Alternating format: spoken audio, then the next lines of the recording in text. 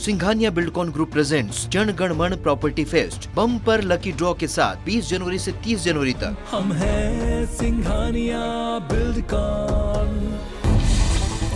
देश में हर किसी को वैक्सीनेट किया जा रहा है। केंद्र सरकार के प्रयास से 7% से ज्यादा 15 से 18 आयु वर्ग के किशोरों को पहला डोज लग चुका है। वहीं केंद्रीय स्वास्थ्य मंत्री मनसुख मंडाविया ने ट्वीट कर इसकी जानकारी साझा की। इसके साथ ही बच्चों को वैक्सीन लगवाने पर बधाई दी। ओमिक्रॉन के बाद अब कोरोना के नए वेरिएंट न्यू कोव ने दुनिया की चिंता को बढ़ा दिया है। वुहान के वैज्ञानिकों ने इसे लेकर बड़ा दावा भी किया है। उनका कहना है कि ये वेरिएंट दक्षिण अफ्रीका में मिला है। इसके संक्रमण और मृत्यु दर दोनों ही बेहद ज्यादा है। इसके हर 3 मरीज में से एक की जान जा सकती है। वहीं बता दें कि वुहान वही शहर है जहां से 2020 में कोरोना महामारी फैली थी। केरल में कोरोना विस्फोट हुआ है, जहां पर बीते 24 घंटे में 54,537 नए मामले सामने आए हैं, जबकि 13 मरीजों की मौत भी हुई। हालांकि राहत की बात यह है कि नए मरीजों की तुलना में देखा जाए तो मरने वालों की संख्या काफी कम है। वहीं प्रदेश में कुल एक्टिव मरीजों की संख्या की अगर बात करें तो यह आंकड़ा 3,33,000 के पार पहुंच चुका है।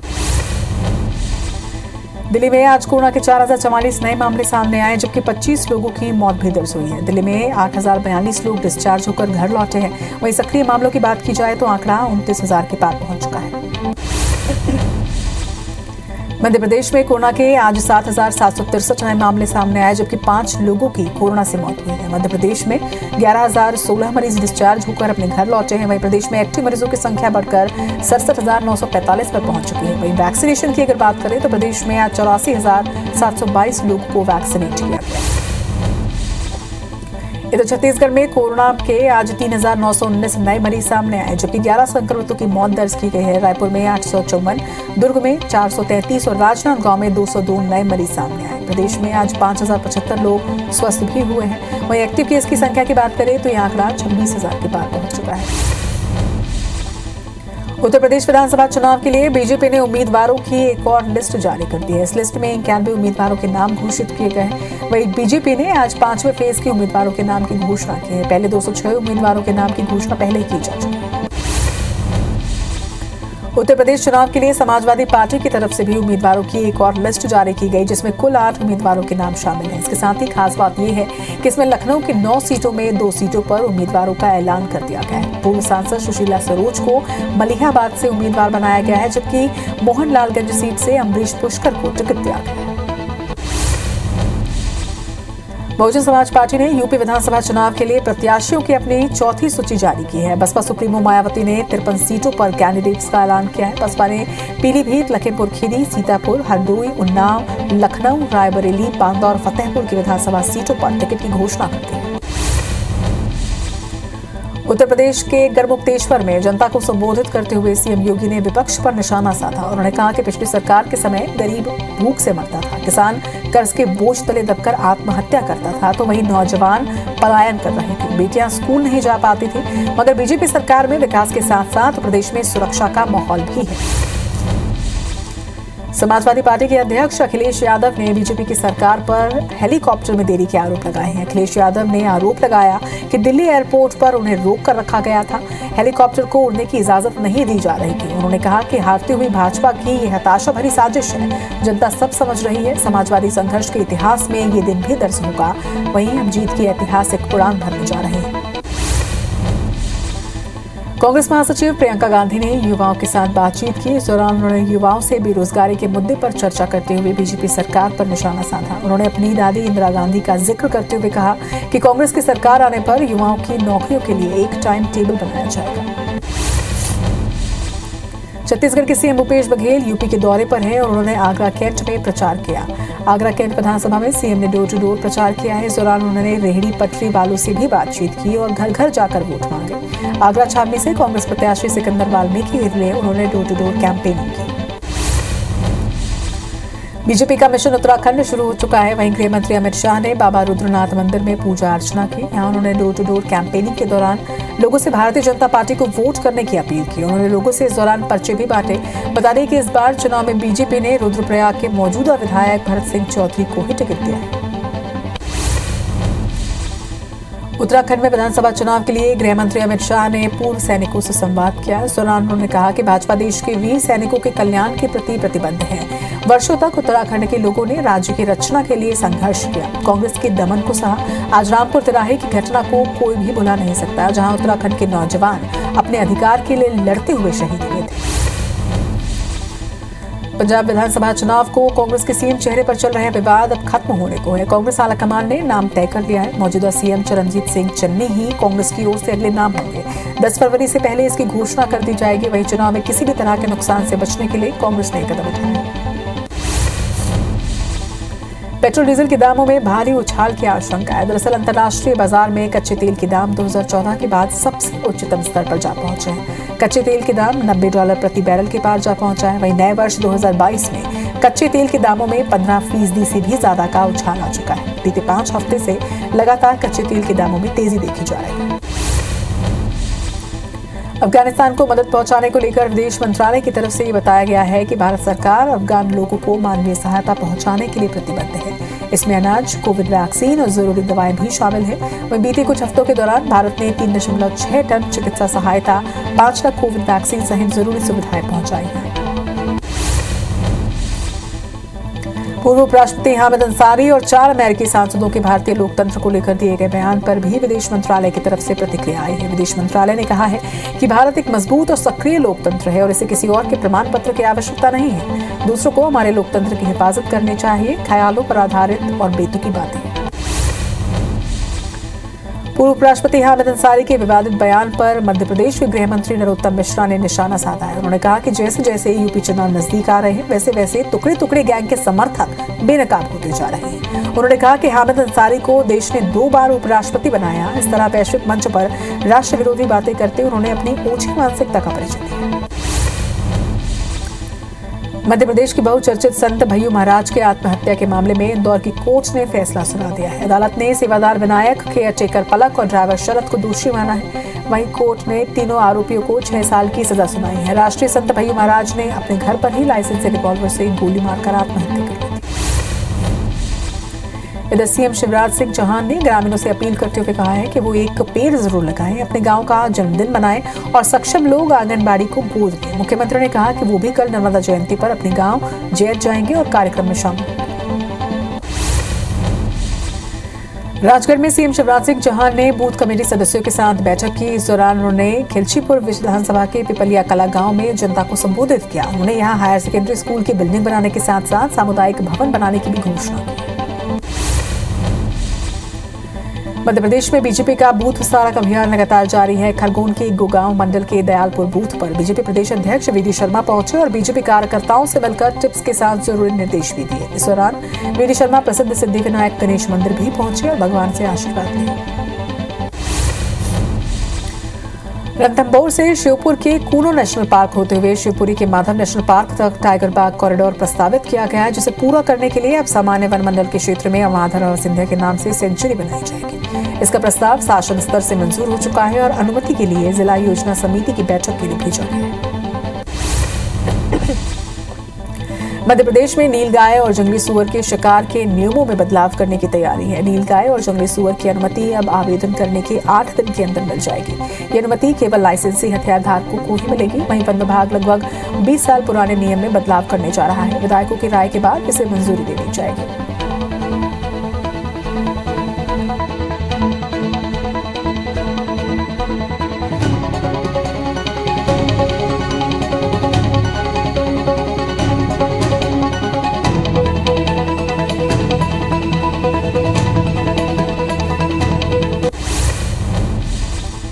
भोपाल में एनएसयूआई कार्यकर्ताओं ने केंद्र सरकार के खिलाफ जोरदार प्रदर्शन किया है। इस दौरान प्रदेश कांग्रेस मुख्यालय के बाहर पीएम मोदी का पुतला जलाने को लेकर कार्यकर्ताओं और पुलिस के बीच झड़प भी हुई। बता दें कि यूपी में छात्रों पर पुलिस के लाठीचार्ज के बाद से ही कार्यकर्ताओं में आक्रोश है।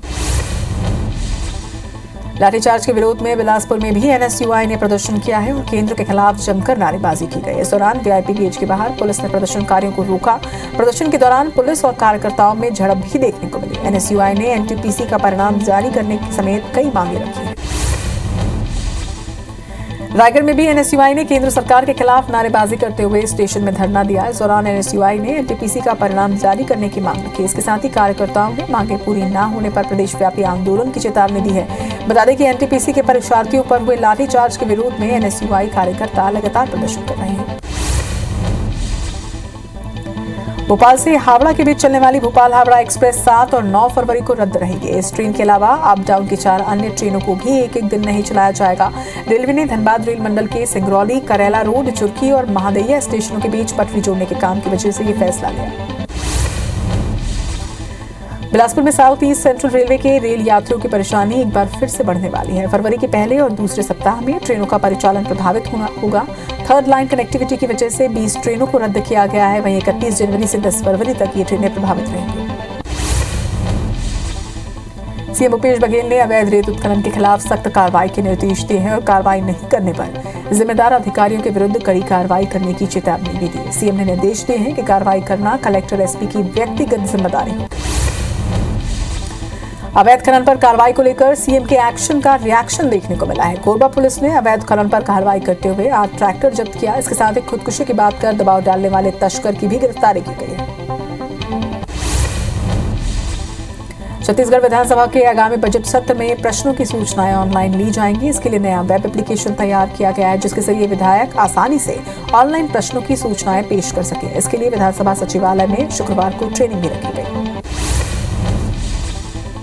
जेल में बंद कालीचरण के खिलाफ रायपुर पुलिस को ठगी की शिकायत मिली है। रायपुर एसएसपी को पोस्ट के जरिए एक लिखित शिकायत मिली है, जिसमें कालीचरण पर महाराष्ट्र के अकोला निवासी एक महिला ने 25,000 रुपए ठगने के आरोप लगाए हैं। पत्र में अकोला निवासी महिला ने कालीचरण पर ठगी का आरोप लगाया है।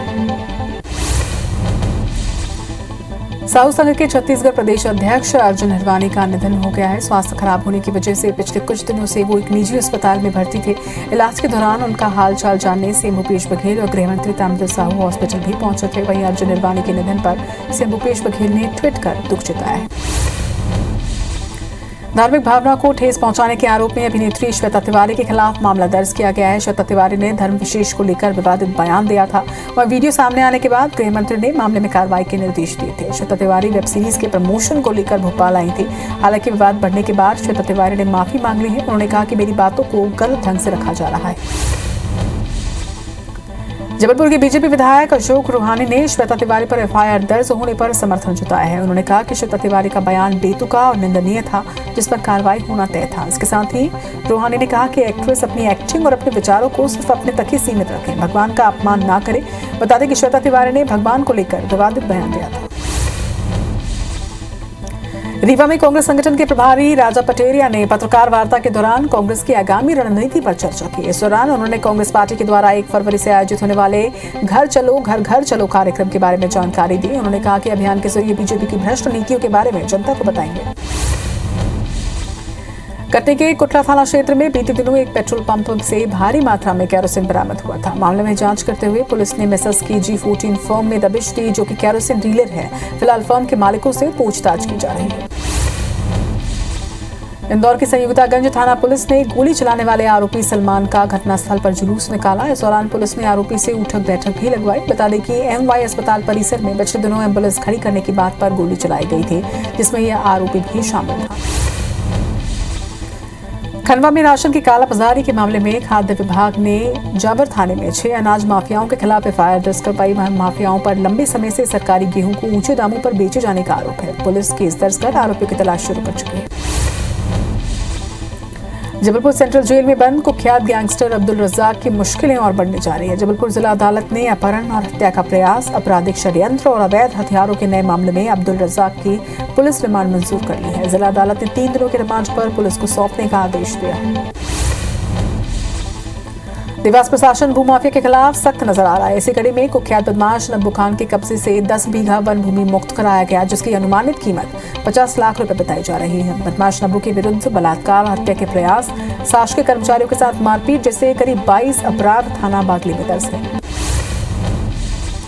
टीकमगढ़ जिले के प्रसिद्ध तीर्थ क्षेत्र बगास माता मंदिर में निर्माण कार्य किया जा रहा है। वहीं इस दौरान JCB से मंदिर परिसर में खुदाई समय एक भारी भरकम पत्थर फूटकर व्यापारी की दुकान पर जा गिरा, जिससे दुकान का सामान क्षतिग्रस्त हो गया है। इसी बात को लेकर मौके पर विवाद हुआ। वहीं घटना पर मामले की शिकायत दुकानदारों ने थाने में की। रीवा के सिटी कोतवाली थाना क्षेत्र में स्थित दीप लॉज में प्रशासन के द्वारा बुलडोजर चलाकर जमींदोज किया गया, जिसके लिए मौके पर भारी पुलिस बल को तैनात किया गया। बताया जा रहा है कि दीप लॉज में सेक्स रैकेट का बड़ा कारोबार चल रहा था, जिस पर बीते दिनों पुलिस के द्वारा कार्रवाई की गई थी। ग्वालियर में 26 जनवरी की पार्टी के दौरान भोपाल की रहने वाली एक युवती के साथ गैंगरेप की वारदात हुई है। घटना विश्वविद्यालय थाना क्षेत्र के सिटी सेंटर स्थित रिवाज ग्वालियर में 26 जनवरी को पार्टी के दौरान भोपाल की रहने वाली एक युवती के साथ हुआ। मामले में युवती ने दोनों युवकों के खिलाफ शिकायत भी दर्ज करवाई। वहीं पुलिस ने दुष्कर्म का केस दर्ज कर जांच शुरू कर दी है।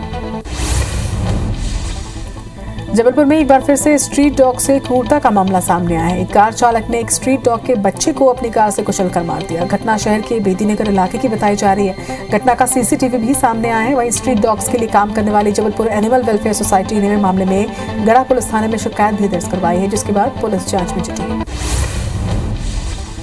धमतरी जिले के रुद्री थाना क्षेत्र में साप्ताहिक बाजार से लाखों के चांदी चोरी होने का मामला सामने आया। बताया जा रहा है कि व्यापारी बाजार में आभूषण लेकर गया था, तभी करीब 2,70,000 रुपए के चांदी के आभूषण से भरे बैग को अज्ञात व्यक्ति चोरी कर ले गया। फिलहाल पुलिस मामले की जांच कर रही है। दुर्ग में तेज रफ्तार ट्रक ने एक बुजुर्ग महिला को जोरदार टक्कर मार दी। हादसे में महिला की घटनास्थल पर ही दर्दनाक मौत हो गई। वहीं घटना जिले के दमदा नाका ओवरब्रिज के पास की बताई जा रही है। घटना के बाद गुस्साए लोगों ने चक्का जाम भी किया, तो वहीं मौके पर पहुंची पुलिस ने शव को अपने कब्जे में लेकर मामला शांत कर लिया। राजम के नवापाड़ा में एक ट्रक ने बाइक सवार 2 लोगों को टक्कर मार दी। हादसे में बाइक सवार महिला गंभीर रूप से घायल हुई है। वहीं घायल महिला को इलाज के लिए अस्पताल में भर्ती करवाया गया, जहां उपचार के दौरान महिला की मौत हो गई। वहीं पुलिस मामले की जांच कर रही है। कांकेर में NH30 पर हुए दर्दनाक सड़क हादसे में एक युवक की मौत हो गई है। घटना हादसा कानापुर गांव की बताई जा रही है, जब घर जा रहे स्कूटी सवार युवक को तेज रफ्तार एक ट्रक ने अपनी चपेट में ले लिया। घटना के बाद ट्रक चालक मौके से फरार हो गया। वहीं मौके पर पहुंची पुलिस घटना की जांच में जुटी है। जांजगीर चांपा के पामगढ़ के गुरुद्वारा के पास एक ट्रक ने बाइक सवार वकील को कुचल दिया, जिससे वकील की मौके पर ही मौत हो गई। वहीं घटना के बाद मौके पर पहुंची पुलिस ने शव को पोस्टमार्टम के लिए भिजवाया। इसके साथ ही ट्रक को जब्त कर ड्राइवर के खिलाफ केस दर्ज किया है।